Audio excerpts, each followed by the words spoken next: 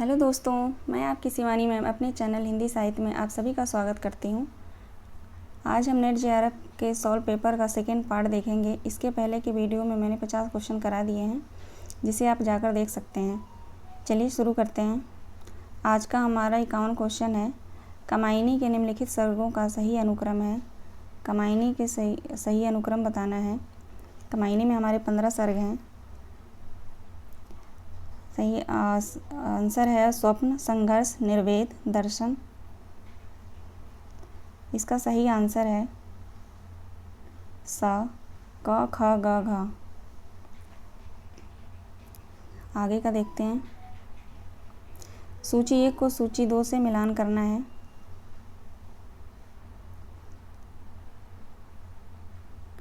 इसका सही आंसर है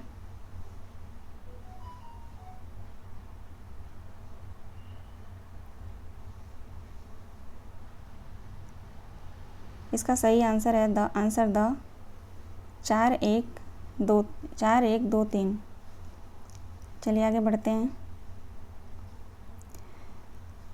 इसमें कुछ कथन दिए गए हैं और कथन के रूप में दूसरा इसका कारण दिया गया है। चलिए देखते हैं। डार्विन का मानना है कि ईश्वर सृष्टि का निर्माता नहीं है। कारण है इसका क्योंकि मनुष्य सृष्टि का निर्माता है, कारण कि वह ईश्वर की सृष्टि है। इसका सही आंसर है आंसर स। क सही है परंतु ख इसका सही नहीं है। आगे देखते हैं।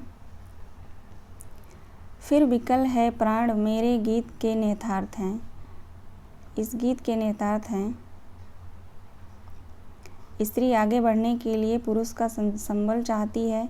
अपनी सीमित दुनिया के घेरे को तोड़कर स्त्री अनदेखी अनजानी दुनिया को देखना चाहती है।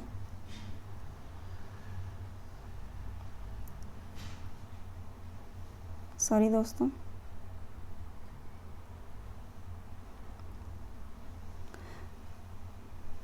इसका आंसर ग है, ऑप्शन ग है।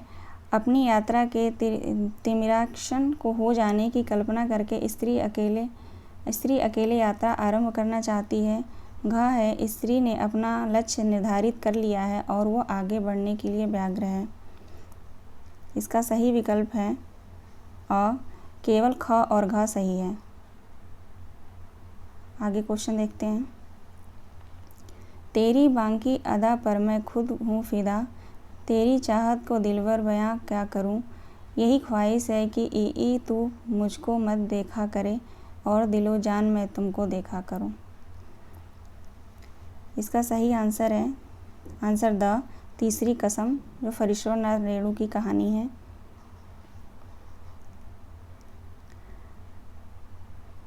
अगला क्वेश्चन है, वंशीधर निम्नलिखित में से किस कहानी का प्रमुख पात्र है। इसका सही आंसर है आंसर ब दुलाई वाली। अगला प्रश्न है, प्रकाशन वर्ष की दृष्टि से सही अनुक्रम है। इसका सही आंसर है आंसर ब पहले ग।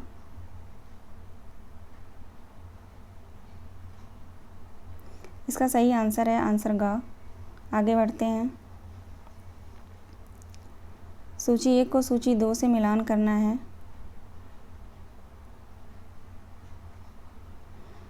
विदुर का हो जाएगा हृदय तुम्हारे पथ का है, विदुर का हो जाएगा 4, ख का 1, ग का 2, घ का 3। 4 1 2 3 हमारा सही आंसर है आंसर ब। चलिए आगे बढ़ते हैं।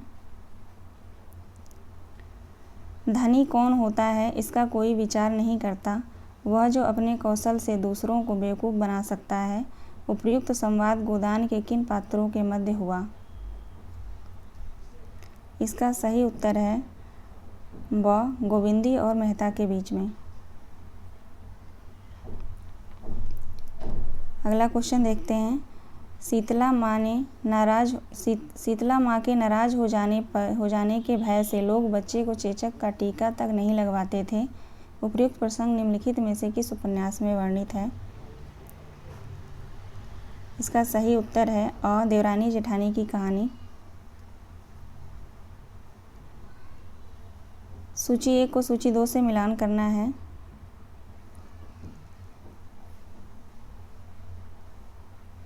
इसका सही उत्तर है स 3 4 2 1। आगे बढ़ते हैं। परिंदे कहानी के पात्र हैं डॉक्टर मुखर्जी हैं और हर्बर्ट हैं। इसका सही उत्तर होगा अ। संलक्ष्य क्रम ध्वनि के भेद हैं।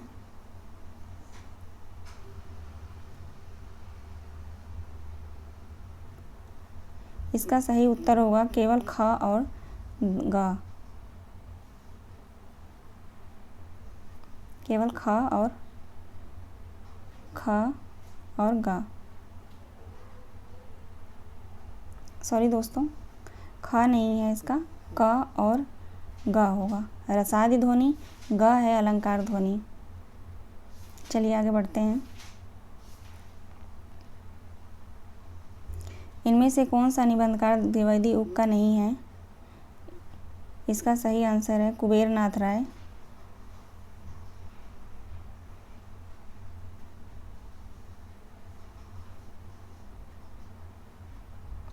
अगला क्वेश्चन है, भला हुआ जो मारिया बहड़ी मारा कंतु लज्जेंज तू बैंसियों जई भग्गा घरु एंद का तात्पर्य है? इसका सही आंसर है केवल क और घ। आगे देखते हैं। निम्नलिखित में से यह कथन सा काव्य घटना अनुकूल शब्दों परिस्थिति किसका है? इसका सही आंसर है आंसर सा जगन्नाथ का। आगे देखते हैं। पुरोहित के अनुसार रामगुप्त का ध्वनि ध्रुव स्वामिनी पर कोई अधिकार नहीं, क्योंकि वह गौरव से नष्ट और आचरण से पतित था। इसका सही आंसर है आंसर द। आगे बढ़ते हैं।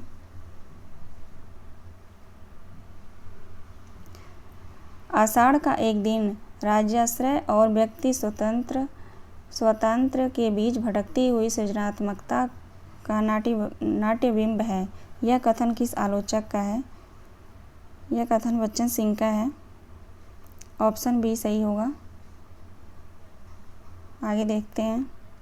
प्रकाशन वर्ष की दृष्टि से निम्नलिखित नाटकों का सही अनुक्रम है।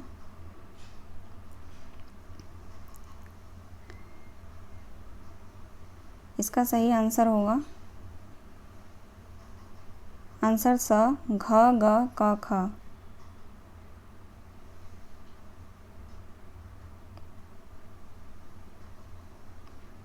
सूची 1 को सूची 2 से सुमेलित कीजिए। इसको सुमेलित करना है। पहले का हो जाएगा 4 व्यतिरेक, सार्धमूलक का हो जाएगा उत्प्रेक्षा, विरोध गर्भ का हो जाएगा विभावना, श्रृंखला मूलक का होगा इकावली। सही आंसर है आंसर बी 4 3 1 2। चलिए आगे बढ़ते हैं। एक और द्रोणाचार्य में द्रोणाचार्य के कथन हैं। एक और द्रोणाचार्य में द्रोणाचार्य के कथन हैं।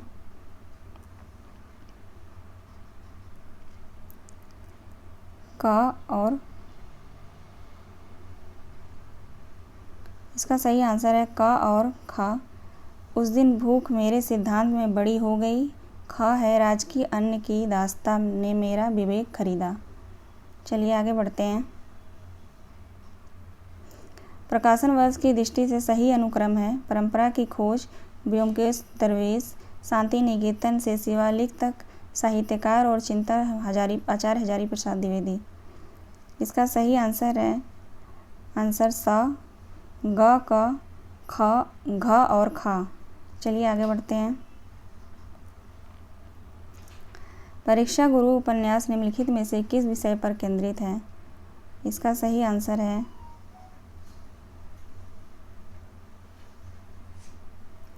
आंसर अ प्रतीक रूप में ईस्ट इंडिया कंपनी द्वारा भारत के आर्थिक शोषण और लूट का यथार्थ चित्रण है इसमें।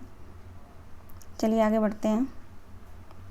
यहाँ भी कथन दिया गया है और कथन के रूप में दूसरा कारण दिया गया है। चलिए देखते हैं इसको।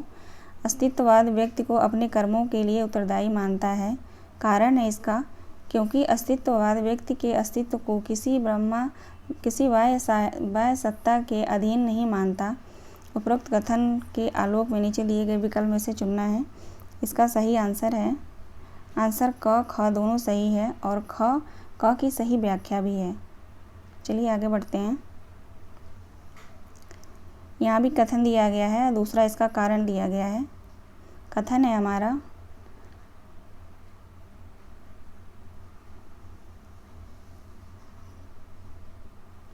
स्त्री पुरुष के अधिकारों की समानता संभव नहीं है।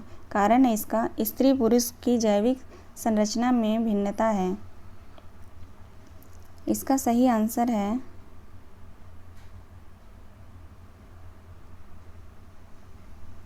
क सही नहीं है। इसका सही आंसर है क सही नहीं है परंतु ख इसका सही है। इसका सही उत्तर है द। चलिए आगे बढ़ते हैं। सूची 1 को सूची 2 से सम्मिलित करना है।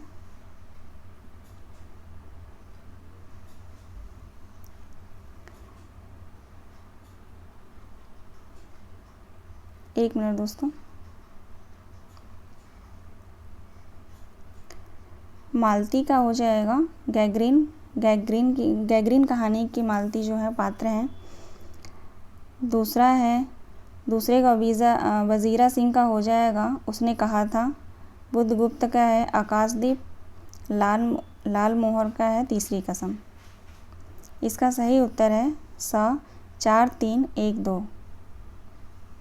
आगे देखते हैं। निम्नलिखित में से कौन सी रचना अमृतलाल नागर द्वारा रचित नहीं है? तिनके बिखरे तिनके, अग्निगर्भा, करवट या अर्धनारीश्वर। सही आंसर है अर्धनारीश्वर।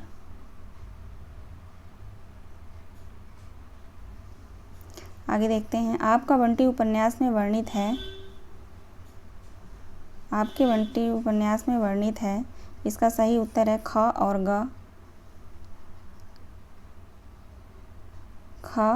ग। बालक में असुरक्षा की भावना, मात्र प्रेम की भावना।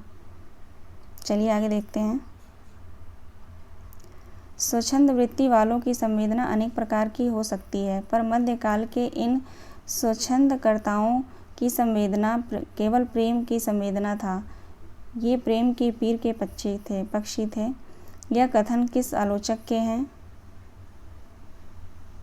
इसका सही आंसर है विश्वनाथ प्रसाद मिश्र। चलिए आगे बढ़ते हैं। 80 क्वेश्चन है हमारा। रामचंद्र शुक्ल के हिंदी साहित्य के इतिहास में दर्ज अष्टछाप के प्रारंभिक 4 कवियों का सही अनुक्रम है।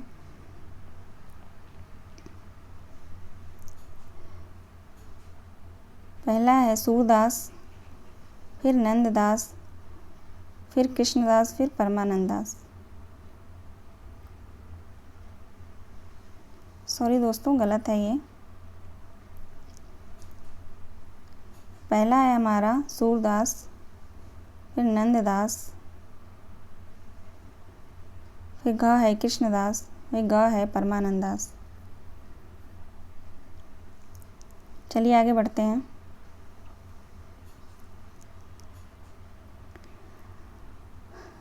ब्रजभाषा पद का संग्रह सभा विलास किसकी रचना है? सभा विलास लल्लू लाल की रचना है। सही आंसर है आंसर ब। आगे देखते हैं। निम्नलिखित में से कौन सी भारतेंदु की अनुदित रचना नहीं है? विद्या सुंदर, पाखंड विडंबना, सत्य हरिश्चंद्र या सती प्रताप। सही आंसर है सती प्रताप। आंसर द। 83 क्वेश्चन है। यह देव भाव भ्रांति है, यह कथन किसका है? यह कथन उर्वशी का है। Option B Urvashi. आगे बढ़ते हैं। निम्नलिखित में से तत्सम शब्द है। इसका सही उत्तर है द अक्षर। आगे बढ़ते हैं। 85 क्वेश्चन है, अरस्तु के त्रासदी के सिद्धांत के अंगों का सही अनुक्रम है। इसका सही उत्तर है क ख ग घ, क ख ग घ। चलिए उत्तर देख लेते हैं। इसका सही उत्तर है उत्तर स क ख ग घ। आगे बढ़ते हैं। संस्मरण की पुस्तकें हैं नंगा तलाई का गाँव, ऋण जल धन जल, आगे दिन पीछे गए, वे लड़ेंगे 1000 साल। इसका सही उत्तर है केवल क और ग। 87 क्वेश्चन है, टी.एस. इलियट की आलोचना की विशेषता में शामिल है। इसका सही उत्तर है क और ग। कविता आत्मक अभिव्यक्ति से पलायन है। ग है कवि काव्य का माध्यम भर है। 88 क्वेश्चन देखते हैं। भोला राम का जीव कहानी का विषय है।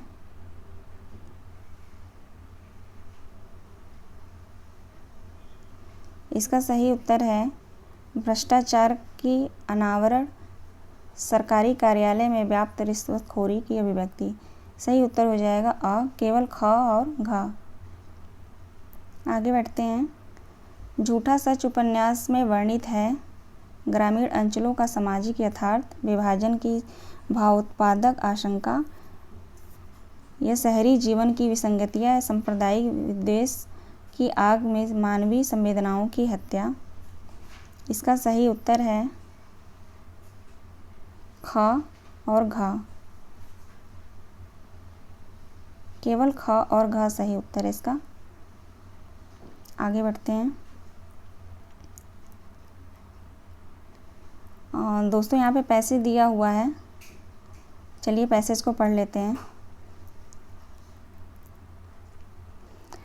हम सारे ब्रह्मा जगत को असुंदर छोड़कर सौंदर्य की सृष्टि नहीं कर सकते। सुंदरता सामंजस्य का नाम है। जिस दुनिया में छोटाई और बड़ाई में, धनी और निर्धन में, ज्ञानी और अज्ञानी में आकाश पाताल का अंतर हो, वह दुनिया ब्रह्मा बाह्य असामंजस्य नहीं कही जा सकती और इसलिए वह सुंदर भी नहीं है।